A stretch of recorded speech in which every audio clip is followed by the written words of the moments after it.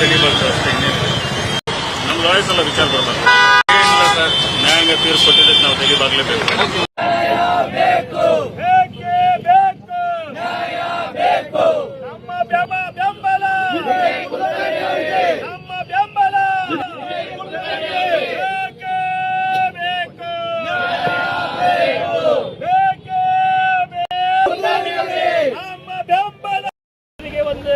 ಒಂದು ಹೆದರಿಕೆ, ಯಾಕಂದ್ರೆ ಪರಮೇಶ್ ಕಾಳೇನ ಅರೆಸ್ಟ್ ಮಾಡಲಿಲ್ಲ, ಈಶ್ವರ ಶಿವಳ್ಳಿನ ಅರೆಸ್ಟ್ ಮಾಡ್ಬೇಡ ಅಂತ ಅರೆಸ್ಟ್ ಮಾಡಾಕತ್ತಿಲ್ಲ, ನಾವ ಮಾಡಾಕತ್ತೇವೆ. ಯಾಕಂದ್ರೆ ವಿನಯ್ ಕುಲಕರ್ಣಿ ಅವರ